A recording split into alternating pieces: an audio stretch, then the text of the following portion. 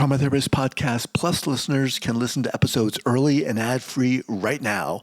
Become a Plus listener by going to Apple Podcasts, searching for the Trauma Therapist Podcast, and signing up today.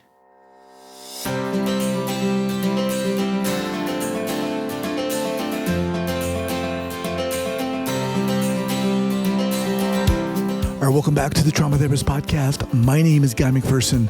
My mission is to help trauma therapists be their incredible selves, to be human, to be real, not just a clinician. I'm a big believer in who we are is more important than what we know. And this requires cultivating authenticity, genuineness, and vulnerability, and that requires intention. You can learn more about my courses and workshops by going to thetraumatherapistproject.com. That's thetraumatherapistproject.com. Let's get started. All right, so 5, 4, 3, 2, and 1. All right, folks, welcome back. I am very excited to have back Christine Forner. Christine, welcome back. Hi, thank you, Guy. It's really nice to be back. Awesome. So Christine has over 30 years of clinical experience offering effective and distinctive counseling. For the past 20 years, she specialized in working with individuals with trauma, post-traumatic stress disorders, traumatic dissociation, developmental trauma, dissociative disorders, and the effects of stress on the physical, emotional, mental, and imaginative aspects of our beings. Christine is a contributing author in and correct me if I'm wrong, it's soon to be published book. It's called Behind the Curtain, Women Therapists Get Real About Healing Trauma. And that's by Susan Pease Bannett. Yeah, that's the editor. Yep. Okay, the editor. So welcome back. Hi. So remind our listeners, maybe who didn't catch one of the previous interviews, where you're from originally and where you are currently. I'm originally from Calgary, Alberta, Canada, and I'm currently in Alberta, Canada. This is my home, and it's very chilly today. That's why I have the sweater on. Okay. I think it's 35 below right now. What? Yes, that's Celsius. No, it's only minus 28. Oh my God! Do you have snow? I don't know what that is in Fahrenheit. Oh my God! Do you have snow? Yeah. You do? Jesus. Yeah, we were very mild up until 2 days. Getting a little concerned, and then, careful what you wish for. It's very cold, and it'll be cold for the next couple of days, but that's a normal Canadian winter up here. Okay. I can't complain, I guess. Excuse me. All right. So, let's start talking about this book, and then I want to segue into, you have a workshop on dissociation. It's called Dissociation 101. That's coming up in March. We'll talk about that. We'll have that linked up. Talk to us about this book, how you got involved, and so forth. From my understanding, I know Susan from the International Society for the Study of Trauma and Dissociation, and she was watching one of those big conferences that get sold online with all these major headliners, and she realized that a vast majority of them were men.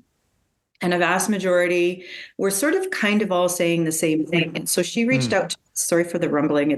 My dogs are chewing on bones to make sure that they don't bark and be really loud. So if it's bothersome, I'll figure something out. But we're pet friendly here. Awesome.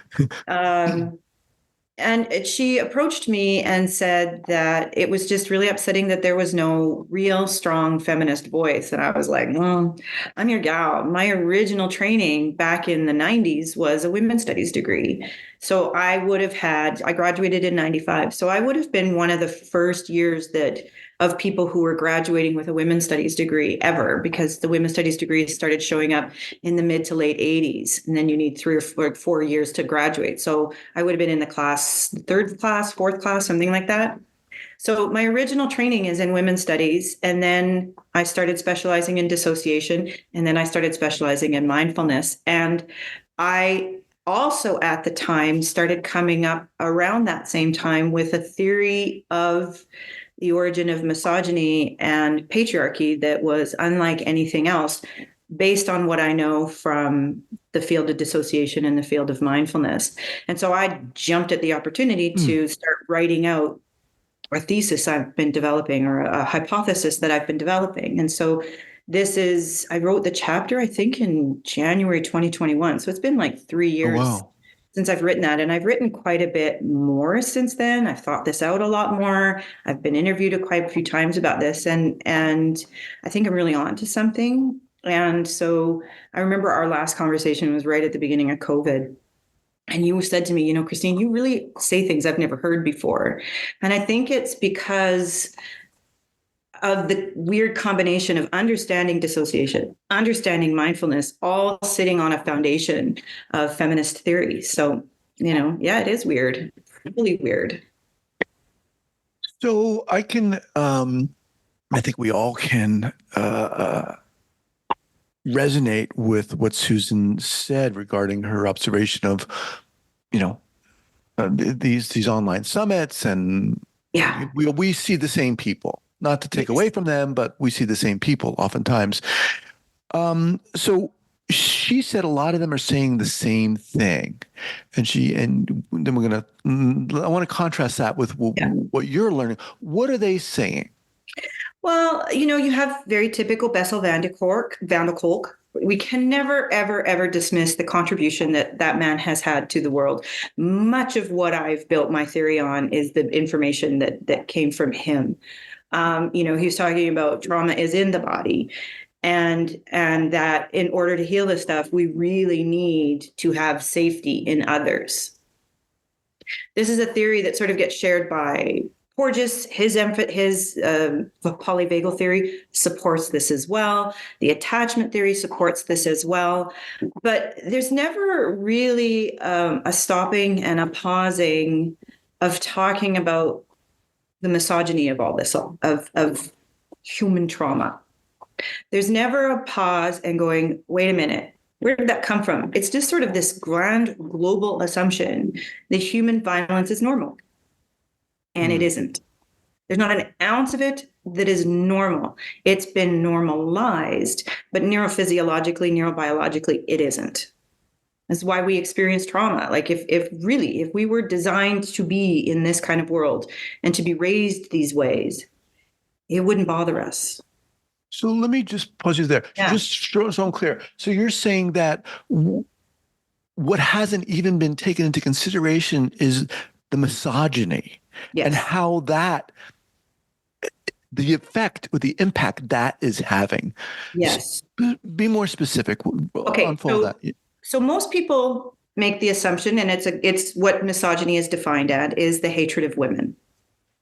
I've actually taken a step further back and added human attachment, human trauma, and human mindfulness into that.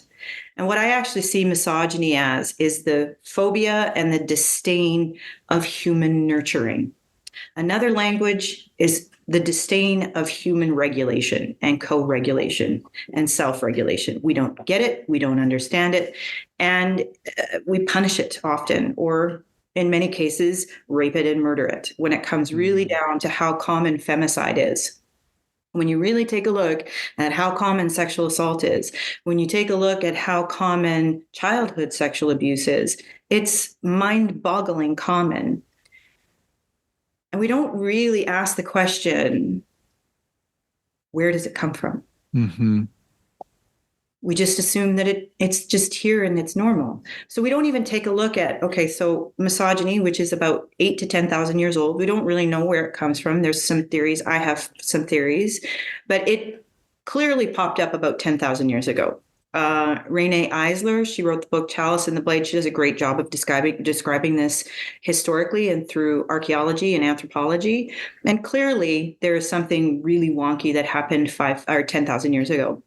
And then violence started to happen. And then empires started to happen. Wars started to happen. All of these things started to happen post whatever misogyny is. And how we can trace misogyny is the art changed. There was no army for fortifications. Now all of a sudden there's army fortifications. The symbolism started to change, where instead of women being the same size or a little bit larger, they became smaller or invisible or absolutely gone. You can really see that there was a drastic change in how we functioned about 10,000 years ago. Mm-hmm. My question is, what was that? Why was that? I've been very curious about this my whole adult life. And it's so strange because all trauma therapists, or the big trauma therapists, will talk about how important safe relationship is. They'll really talk about psychodynamic, psychoanalytic notion of having that safe person reflecting and not judging you. That's Right. pretty common when we start getting into the really complex and dissociative stuff.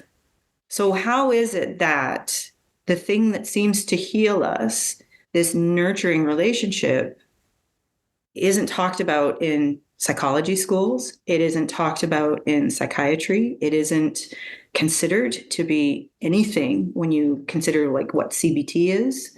CBTs being the most common. I was going to go to school. I was going to school to become a neuroscientist. I went to get my master's in applied neuroscience.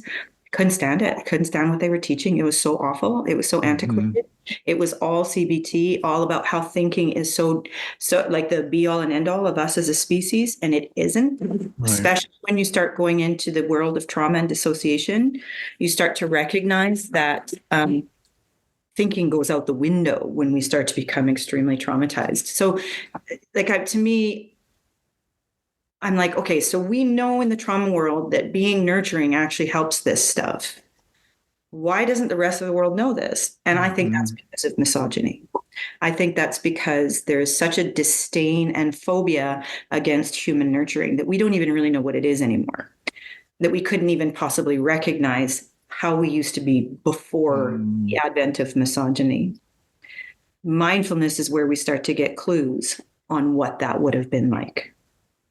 But not the mindfulness that people are talking about, because the mindfulness that people are talking about is the patriarchal version of mindfulness. So what do I mean by patriarchy? A lot of people say that it's the social organization by men for men and exclude women from it.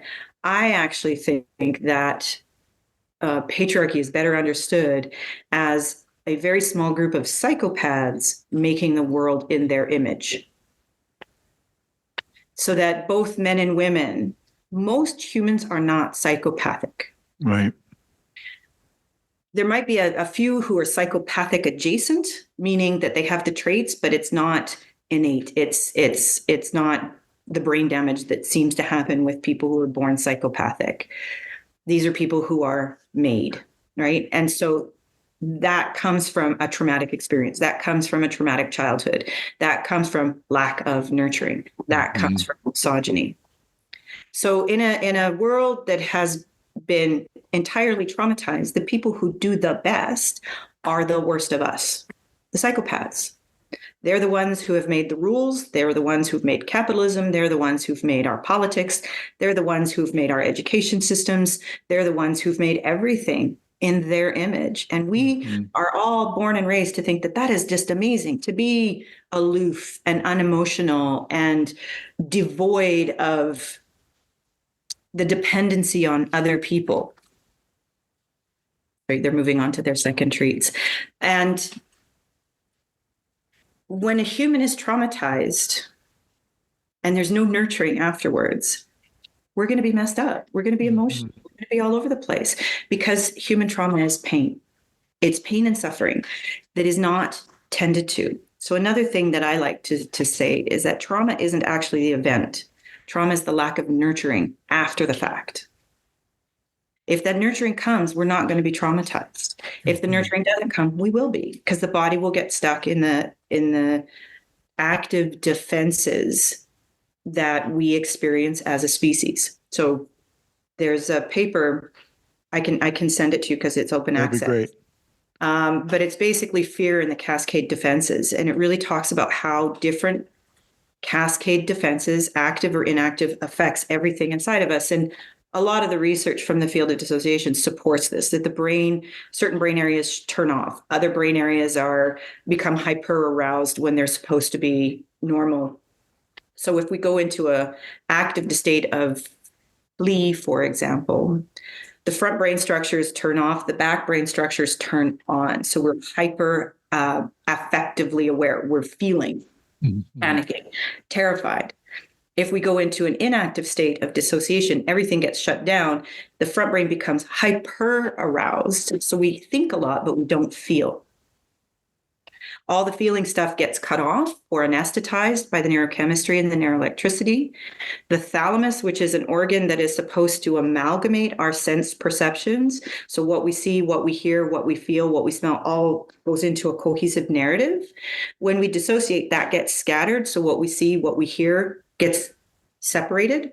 This is probably what auditory and visual hallucinations are. They're bits and pieces of data that aren't connected to anything else. And so when we go into these emergency responses, underneath all of them is a very active central nervous system. It's inflamed, it's on fire, it's a live wire, and it hurts. Dissociation is the neurochemistry we use to stop that pain from being processed. Not that we're not feeling it, we're not aware that we feel it. Mm-hmm. So this is sort of where the world of dissociation and mindfulness start to really bash up, because mindfulness is about awareness. Dissociation is about no awareness. So when we move into these places, it's really hard to come out. So when you go into this numbed place, you're not really feeling what you're feeling. You're not really knowing what you're knowing. You're not processing. You're not putting the pieces together.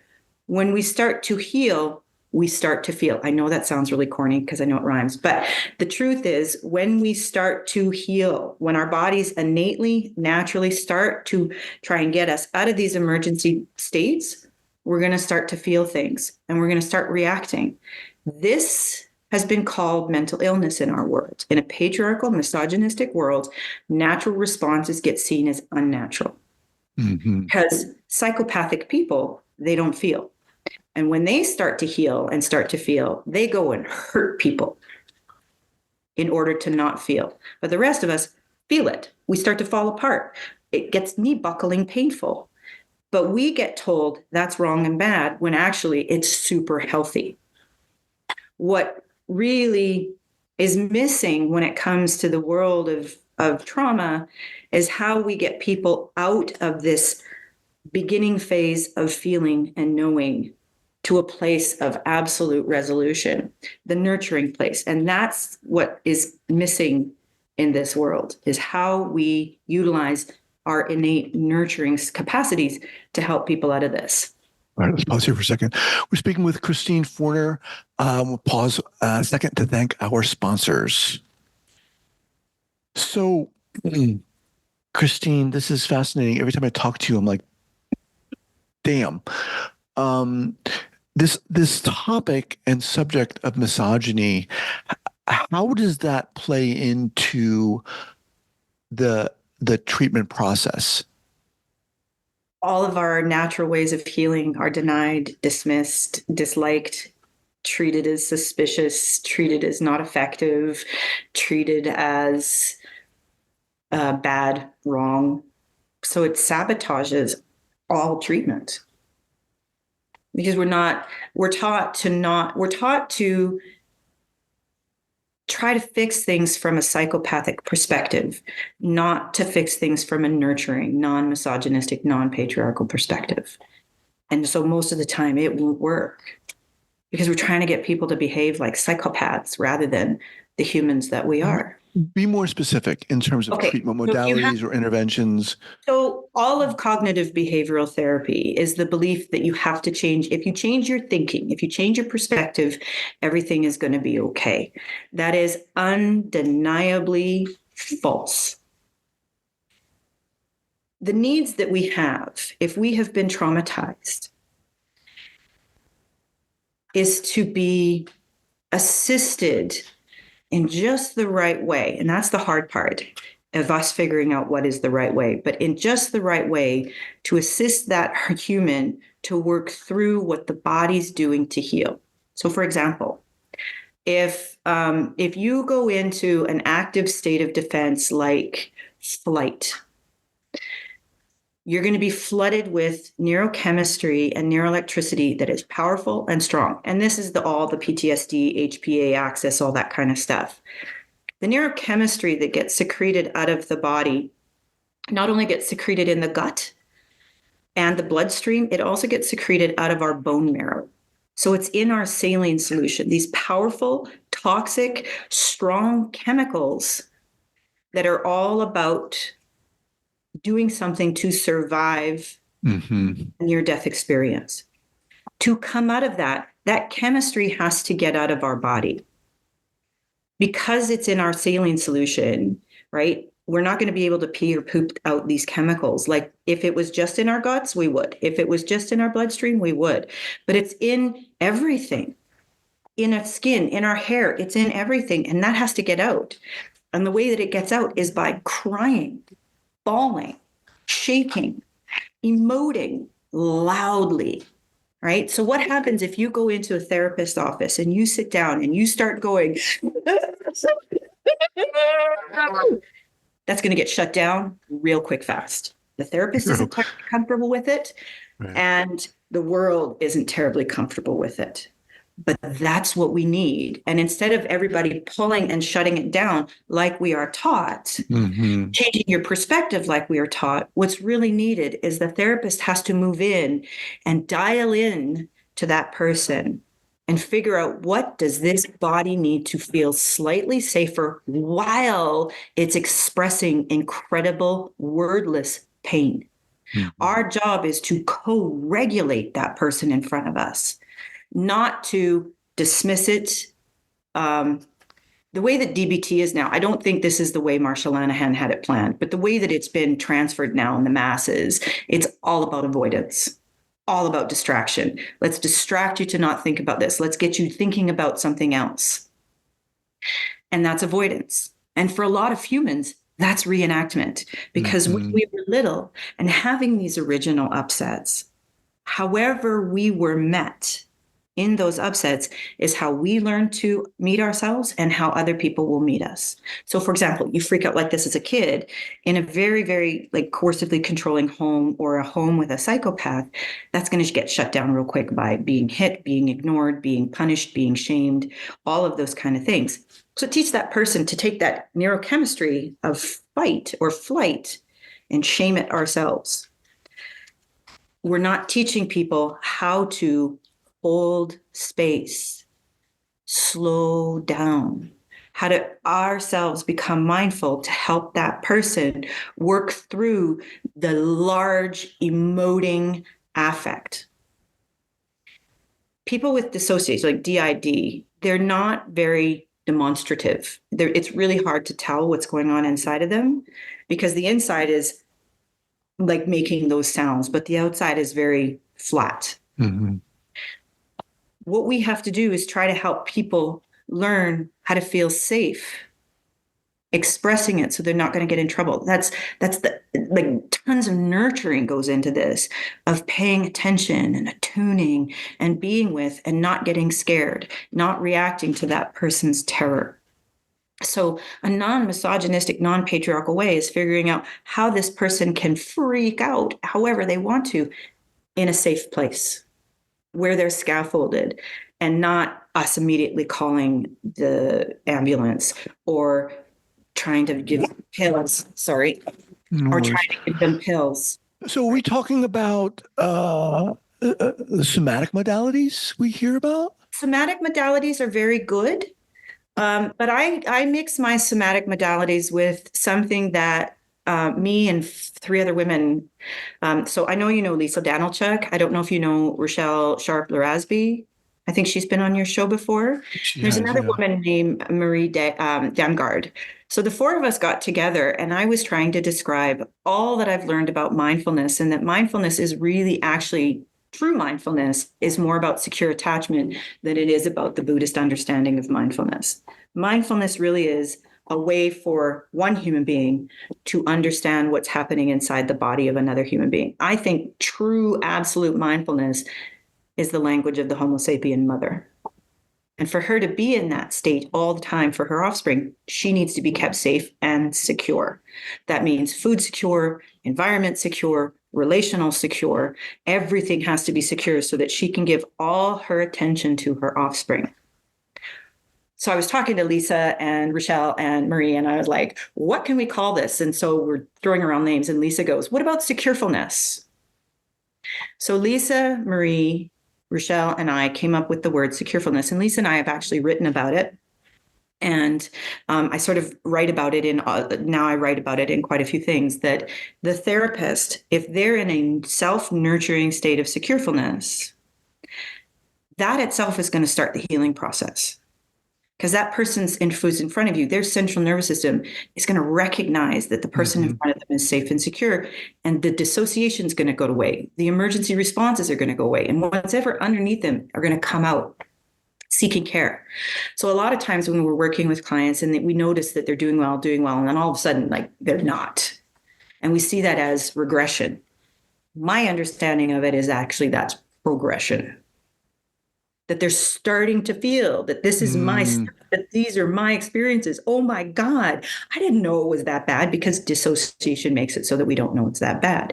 The emergency responses make it so that we don't know how bad it is. And when we start to realize how bad it is, we're going to start to freak out a lot. And healing people is supporting them in your secureful state, trying to teach them, how do you become self-aware? And then nurture however you need to be nurtured in a way that gets you to a place where your central nervous system is happy again.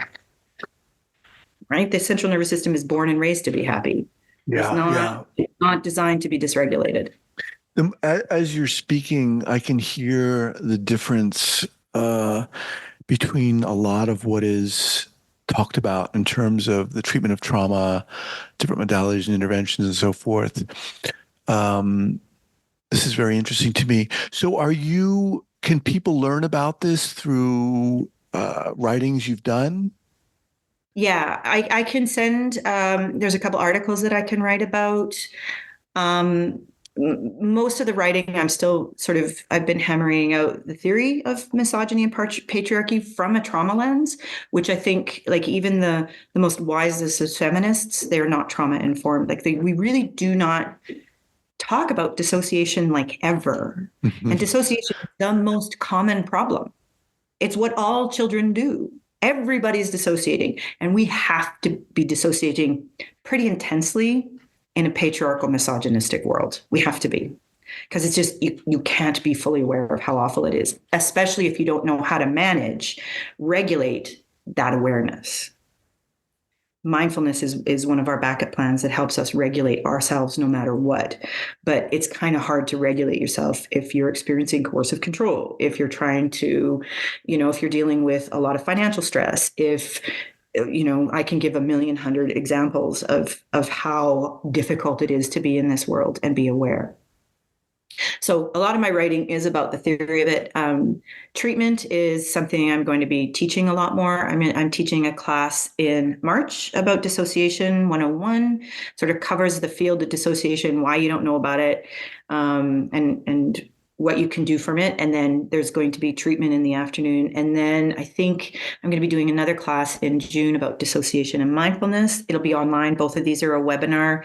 And then I think I'm looking at a date in September where people can actually come, and it's going to be very much like a self-help, self-improvement style of course, where I actually show people how to do this, because it's really hard to, like I can give people the theory, but if you don't actually do, you're not going to know what it is, because doing is extraordinarily different than the theory. I think most people have the theory. Well, a lot of people have the theory. Well, no, let me change it. Some people have the theory. A lot of the trauma experts have the theory.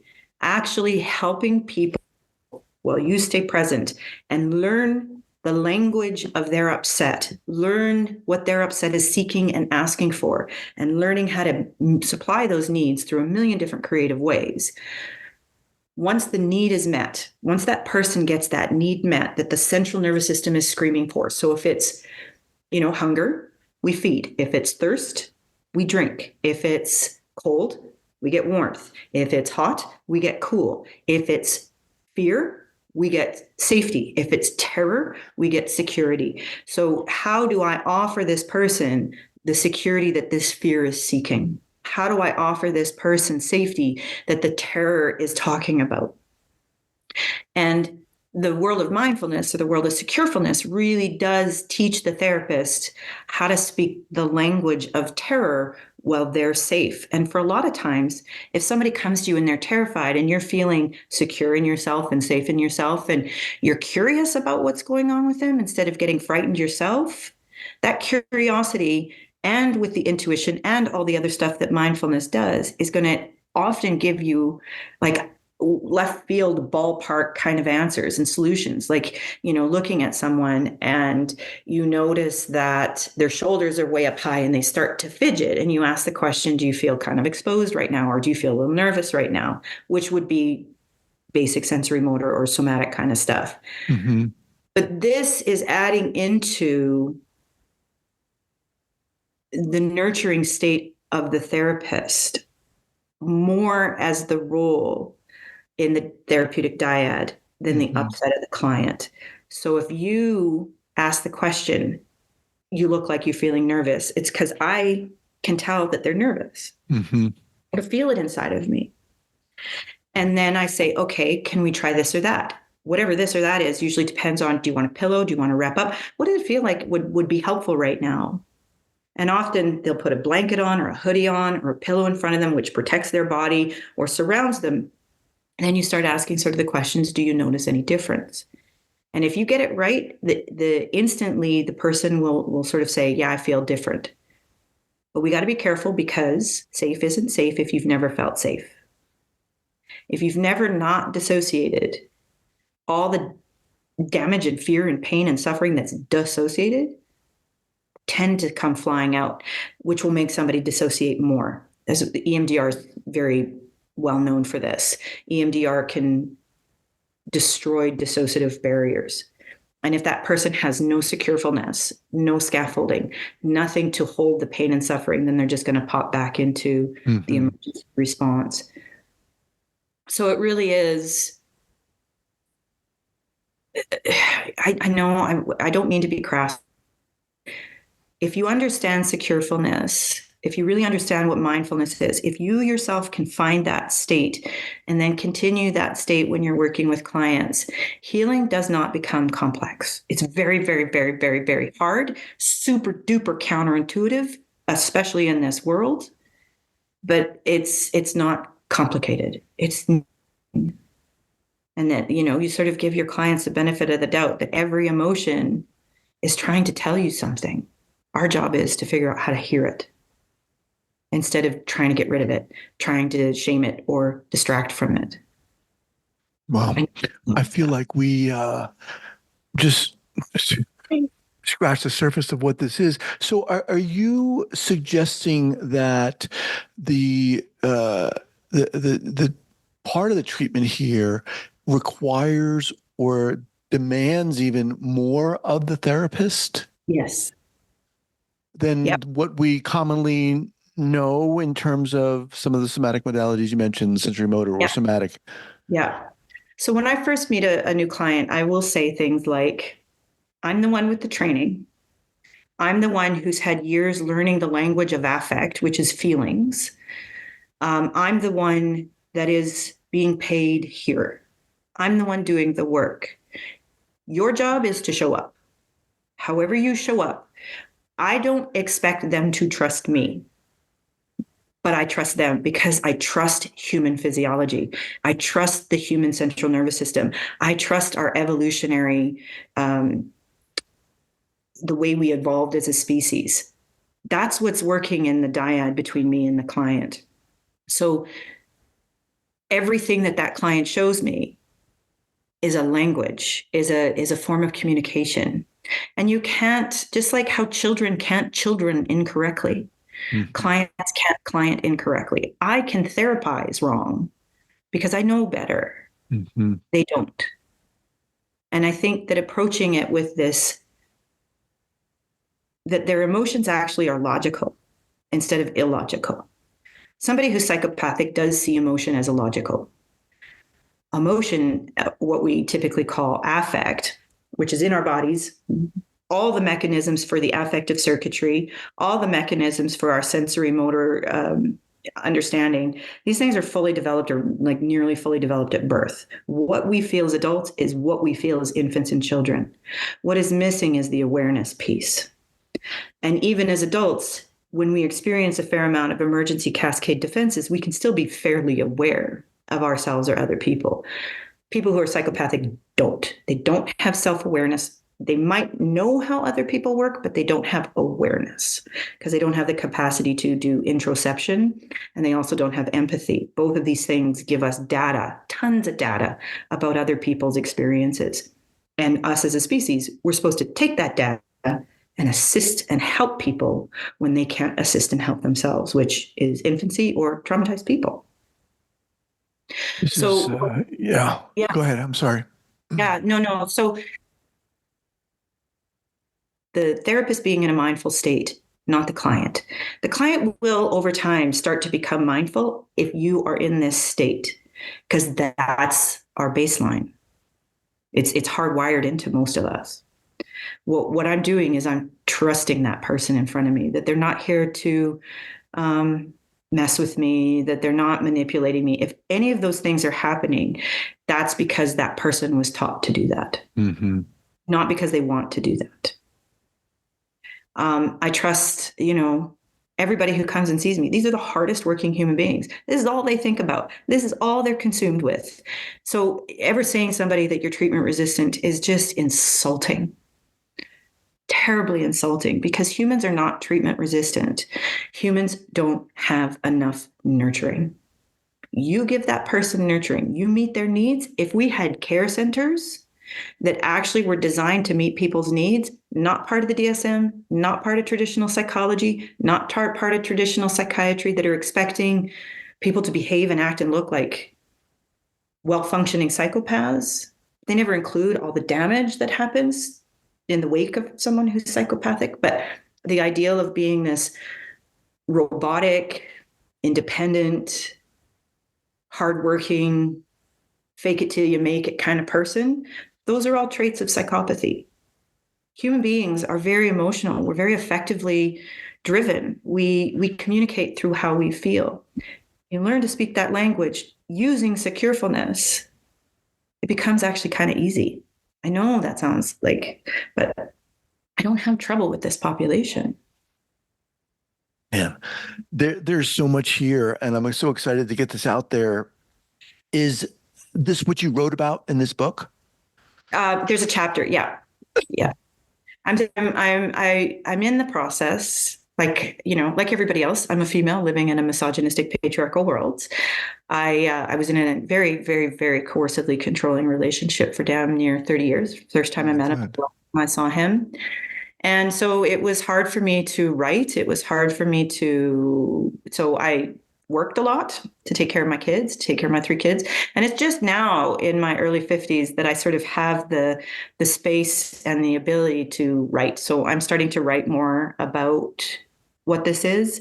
There's a couple podcasts, and I'm even, for the very first time, I have my own website that's dedicated to me that I'm in the process of building.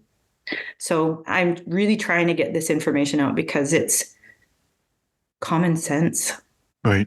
Well, hopefully this episode will play at least a small part in that. So how can people reach you, get in touch with you? I'm gonna send that to it. We can put that, because I think it's Christine at christineforner.com.